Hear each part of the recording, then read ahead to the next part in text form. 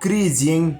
Haaland fez 53 jogos e só 52 gols. Se eu sou o City, eu já penso em outro atacante para a próxima temporada. E o De Bruyne é um pipoqueiro. A mão do volante, a outra no capricho. Eu não jogo mais! Jararaca safada! Esses negros maravilhosos. Quer saber de uma coisa? Eu sei lá. Vamos lá, galera do Apenas um Canal, sejam bem-vindos a mais um vídeo. E a minha intro foi brincadeira, não tem nada, foi tudo brincadeira. De Bruyne não é pipoqueiro, coisa nenhuma. O Haaland com seus números espetaculares. Que encerramento de temporada pro Manchester City. Quem tá acompanhando aí meu canal, viu meu vídeo de reações no jogo contra o Real Madrid. E falando nisso, vai ter vídeo de reações, tá? Provavelmente amanhã, segunda-feira, sai esse vídeo. Estou gravando esse vídeo aqui no domingo, um dia após o título do City, no dia 11 aqui. E, pô, que felicidade. Tô até aqui com a camisa do Manchester City. Sou torcedor do Manchester City. Simpatizante, né? Muito mais pelo Guardiola, né? É um técnico que eu gosto bastante, acompanho.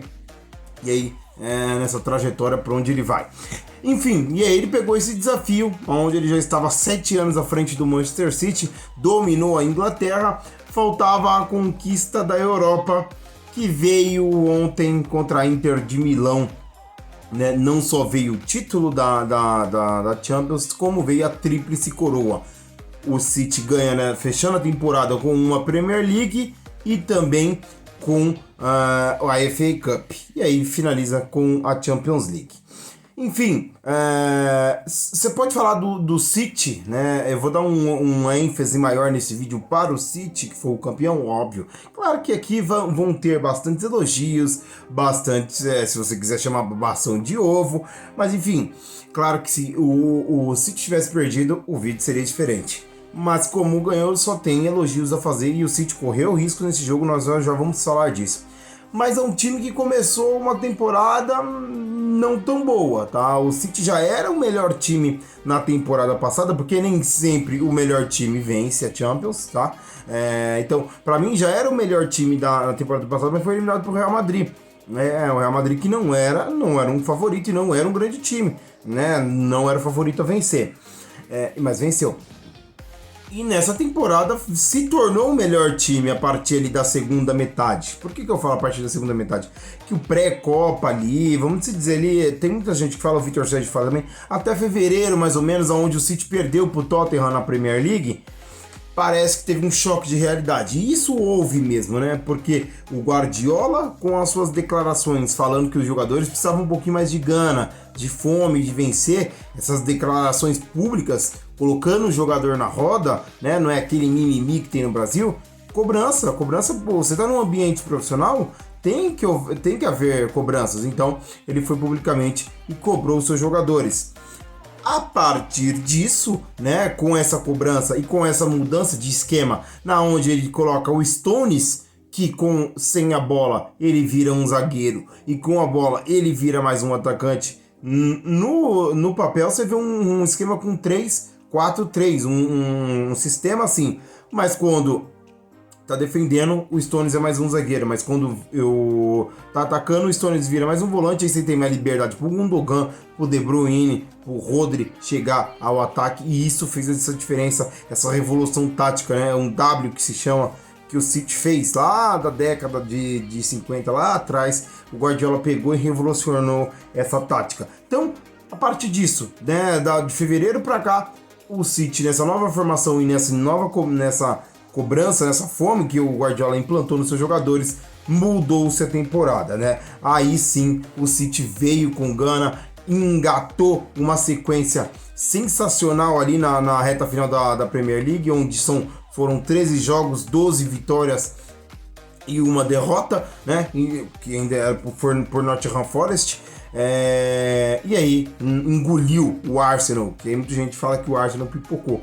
O Arsenal só não teve o ímpeto do City, não tem o time que o City tem, apesar de por mim já tinha feito muito, tá na liderança até aquele momento.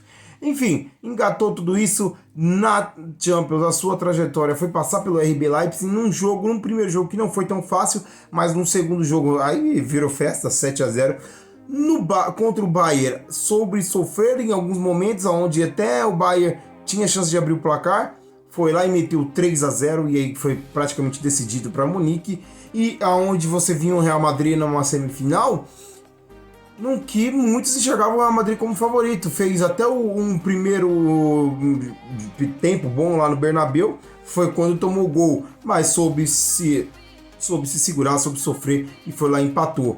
Aí no Etihad Stadium foi um vareio de bola, 4-0 no Real Madrid, e avançou para a final, que pegou a Inter. Uma Inter que, se está na final, não caiu de paraquedas, não está na final por um acaso, né? Passou pelo Porto, no sufoco, né? Passou pelo Benfica, onde muitos consideravam o Benfica, né, o favorito. Passou pelo Clássico de Milão, onde muitos consideravam o Milan também favorito, o maior rival ali da sua cidade. Então ninguém chega na final por acaso. E jogo único, né? Não vamos cair naquela história, o City é favorito. Eu falei isso no meu vídeo de expectativas.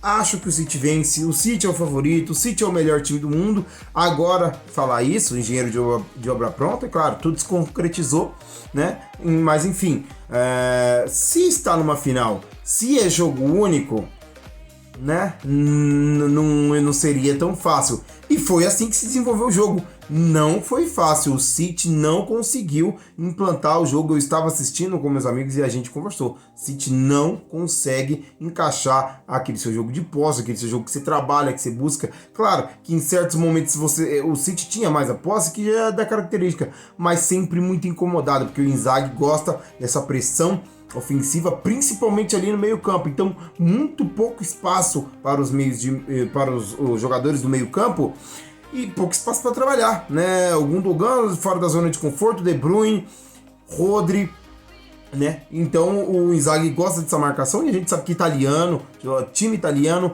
tem essa característica, e foi difícil, foi um jogo muito difícil. Diria eu que, se dependendo da circunstância do jogo, a Inter poderia ter aberto o placar, principalmente com aquela chance do Lautaro Martinez, na qual ele chuta pro Ederson, numa que fica dividida a falha entre o Akanji e o Ederson, né? O Ederson estava no gol, o Akanji achou que ele ia sair, enfim, o Lautaro poderia... E aí, muitas críticas, toca a bola pro Lukaku, o Lukaku já estava meio impressionado. Ele tinha que tocar, né? Eu acho que ele também tinha que tocar, mas pra mim o passe era pro Brozovic, que vinha atrás. O Brozovic vinha ali mais ou menos da linha da entrada da área. Se você toca, você tem um Brozovic com o gol livre. O Lukaku já estava com marcação, poderia até conseguir chutar, mas ia chutar dividido, né? Então o Lautaro errou ali, os jogadores da Inter foram para cima dele num momento que estava 0-0. Se faz 1-0... Aí o jogo do City ia ser muito complicado, né? Mas são erros que acontecem, e aí o City foi lá num momento em que a Inter já estava um pouco cansada, o ímpeto da marcação já não era tão grande como no início do jogo, houve um espaço, o Akanji, que foi uma contratação que muito se questionou, e aí a gente já vai falar dos jogadores, desse time que o Guardiola fez. Deu um passe sensacional pro Bernardo, que cruzou, a bola resvalou na zaga e sobrou pro Rodri fazer o gol do título. O Rodri, que também foi uma peça construída pelo Guardiola, vindo lá do Atlético de Madrid, faz o gol do título, aonde o City poderia ter aberto também 2-0 com o Phil Foden. O Foden chutou, o Onana defendeu, chutou até mal em cima do Onana. O Onana fez uma grande defesa. E a Inter também teve a chance, né? Tanto com o Lukaku num queima-roupa, com o Di Marco, que a bola bateu no travessão, e também numa cabeçada que foi o último lance que o Ederson fez uma defesa. O Ederson, que saiu duas vezes, teve esse erro parcelado aí com a Akanji, saiu errado que o Barella chutou mal, mas poderia ir pro gol. Ele quase poderia sair como vilão, mas sai como herói, fazendo uma defesaça queima-roupa do Lukaku, e a defesa do último lance, garantindo o título pro City. Então, assim, o jogo se desenhou de uma forma que muitos não esperavam. Foi um título do City muito bem merecido, muito bem conquistado, já estava aguardando anos, mas o jogo final, que era de ímpeto do City, não foi o que todos imaginavam. a Inter conseguiu se impor e fazer um jogo franco, fazer um jogo aberto com o City, um jogo na qual ela teve chance de vencer e poderia sair com o título. Então não foi aquele vareio de bola na qual muitos se imaginavam. Mas enfim, o City conquista o seu primeiro título. O City que termina com o Haaland como artilheiro, 12 gols. Termina com o De Bruyne sendo líder de assistência também dessa Champions. Enfim, para coroar essa tríplice coroa, o Guardiola chega ao seu 35º título. Ele se tornou o segundo treinador mais vitorioso da história. O Alex Ferguson é o primeiro, com 49. Pela idade, se o Guardiola não for para agora, o Guardiola pode sim se tornar, e passar o Ferguson, se tornar o treinador mais vitorioso. Eu poderia falar aqui do Guardiola, mas aí teria que ser um vídeo só específico dele, só para ter uma ideia. E aí, para mim, não ia influenciar em nada se ele não ganhasse esse título. Para mim, eu já considerava ele o maior treinador e o melhor que eu já vi. Agora, com esse título, é para acabar qualquer tipo de discussão. Para acabar qualquer coisa, esse time, e aí você vai vir um outro argumento, ele precisava ganhar uma Champions sem ser no Barcelona, tá, ganhou, ele só gasta milhões, ele só treina time bom, eu já falei sobre isso, o melhor chefe de cozinha não vai vir cozinhar num restaurante de esquina, né? O melhor engenheiro não vai pegar uma obra, né, qualquer obra simples, então o melhor sempre vai estar com o melhor, ele vai estar aonde ele tem condição, né, onde vão dar condição, e o City deu essa condição para ele, e olha o time que ele montou, o Ake, vindo do Bournemouth da segunda divisão, ele fez o Ake ali como um terceiro zagueiro, e até um momento como lateral esquerdo, o Akanji, que deu o passe decisivo aí pro Bernardo Silva, o Akanji estava jogado lá no Borussia Dortmund, quem diria que o Akanji ia se tornar, hoje o Akanji, você pode colocar o Akanji como um zagueiro de top mundial, Rubem Dias a mesma coisa, o Ederson quando trouxe, ele tirou o Henderson, né, o Hart, que era o goleiro da Inglaterra, para colocar o Ederson, o Rodri veio para substituindo, foi difícil a adaptação do Rodri no lugar do Fernandinho, mas cresceu. O Rodri, que para mim também é um jogador normal, mas é o que ele transformou. O Gundogan já jogava muito bem no Dortmund, mas a crescente do Gundogan. O De Bruyne, quem que era o De Bruyne antes da chegada do Guardiola, né? Nas passagens do De Bruyne. Até o Haaland fez a temporada mais artilheira, já tinha sido muito artilheiro no Dortmund, mas fez a sua temporada mais artilheira agora no City. O Grealish já estava dito como piada, né, por uma má temporada e pelo valor que foi investido nele. Olha o que o Grealish fez, a melhor temporada da vida dele. O Bernardo era quem lá no Mônaco. Então, esses jogadores você olham hoje, aí fica fácil falar que meu Deus, minha Nossa Senhora. Assim como era o Iniesta e o Xavi no título dele do Barcelona. O Iniesta e o Xavi eu não conhecia. E ali, depois do tic-tac dele, vocês conheceram quem era o Iniesta. Não tô falando que o Iniesta e o Xavi era ruim. Ele que fez o Iniesta e o Xavi, mas o esquema dele favoreceu e ele trabalhou para que ele se tornasse aqueles grandes jogadores, assim como o De Bruyne se tornou, assim como o Gundogan se tornou. Enfim, tem um jogador que eu quero falar aqui, que é um jogador que ele é agraciado pelo futebol, que é o Julián Álvares, né? O Julián Álvares, campeão da Copa América, campeão da Libertadores, campeão da Copa do Mundo, Premier League, Champions. Cara, agraciado pelos deuses do futebol, né? Só para destacar. Ele que não entrou na final, mas foi importante nessa temporada. Termina a temporada com 15 gols e 7 assistências, né? Não é uma temporada, a primeira temporada dele no Manchester City. Não foi emprestada para nenhum time. Então foi importante, fez o gol até contra o Real Madrid na semifinal.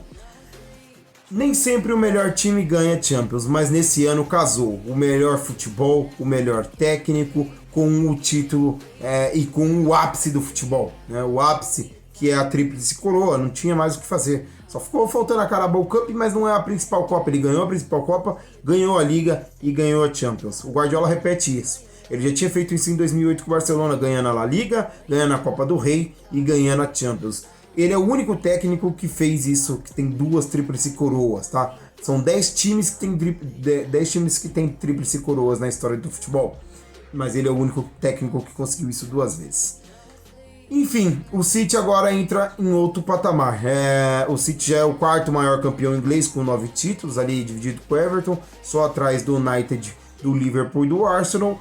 Agora entra no grupo seleto de campeões europeus e muda o seu patamar. Muda o seu patamar e aí o projeto que foi feito para esse time desde a contratação do Guardiola e desde essas mudanças. O time sofreu muito, o time teve eliminações doídas, o time contra o próprio Mônaco, contra o Lyon, contra o Real Madrid, contra o Tottenham, foram eliminações acachapantes que destruíram esse City, mas que eles foram juntando os cacos, assim como o Ederson falou, e aí se tornou um time cascudo, e esse time cascudo soube sofrer, soube matar e soube decidir na hora que era necessário, por isso sai com um título.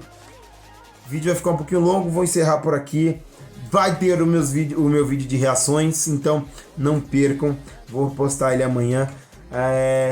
E o que vocês acharam dessa Champions League? O que vocês acharam dessa conquista do Manchester City? Estou feliz! Vamos, City! Deixem aí nos comentários, se vocês gostaram do vídeo também deixa o like, se inscreva no canal, um abraço e até mais!